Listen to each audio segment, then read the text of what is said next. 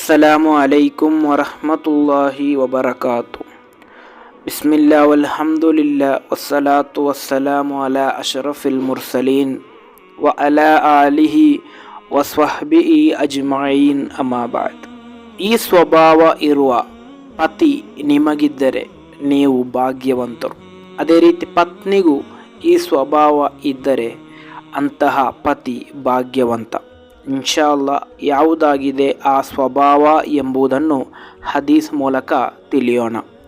ಇಮಾಮ್ Abu Dawood ರಲಿಯಲ್ಲಾಹು ಅನ್ಹುರವರು ವರದಿ ಮಾಡಿದಂತಹ ಹದೀಸ್, ಅಬಿ ಹುರೈರಾ ರಲಿಯಲ್ಲಾಹು ಅನ್ಹುರವರಿಂದ ನಿವೇದನೆ. ಕಾಲ ಮಹಾನರು ಹೇಳುತ್ತಾರೆ, ಕಾಲ ರಸೂಲುಲ್ಲಾಹಿ ಸ್ವಲ್ಲಲ್ಲಾಹು ಅಲೈಹಿ ವಸಲ್ಲಂ, ಪ್ರವಾದಿ ಸ್ವಲ್ಲಲ್ಲಾಹು ಅಲೈಹಿ ವಸಲ್ಲಮರು ಹೇಳಿದರು, ರಹಿಮಲ್ಲಾಹು ರಜುಲನ್, ಅಲ್ಲಾಹನು ಓರ್ವ ವ್ಯಕ್ತಿಗೆ ರಹಮತನ್ನು ನೀಡುತ್ತಾನೆ, ಕಾರುಣ್ಯವನ್ನು ನೀಡುತ್ತಾನೆ.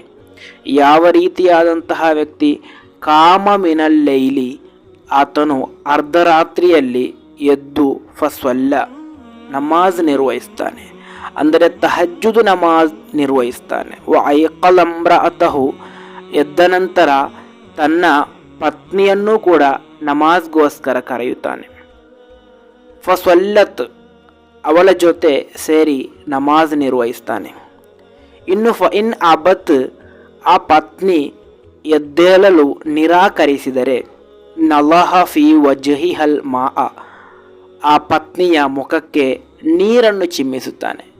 ಅಂದರೆ ನೀರನ್ನು ಚಿಮ್ಮಿಸಿ ಆ ಪತ್ನಿಯನ್ನು ಎಬ್ಬಿಸಿ ಇಬ್ಬರೂ ಕೂಡ ತಹಜ್ಜುದ್ ನಮಾಜ್ ನಿರ್ವಹಿಸ್ತಾರೆ. ಈ ರೀತಿಯಾದಂತಹ ಪತಿಗೆ ಅಲ್ಲಾಹನ ಕಾರುಣ್ಯ ಇದೆ, ಅಲ್ಲಾಹನ ರಹಮತ್ ಇದೆ.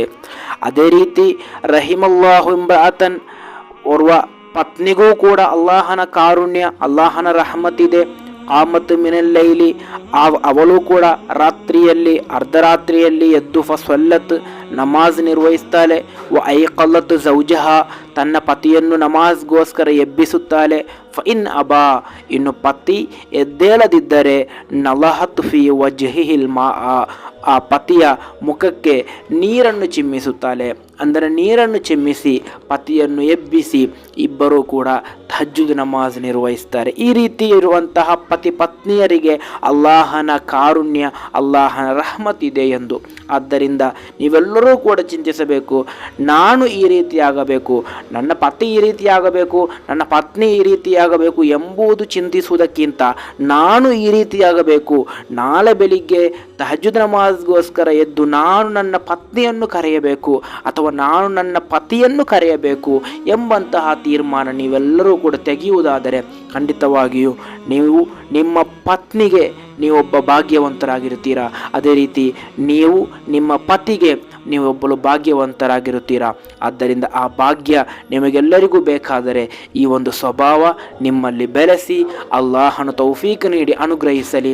ಅಸ್ಸಲಾಮು ಅಲೈಕುಂ ವರಹಮತುಲ್ಲಾಹಿ ವಬರಕಾತು.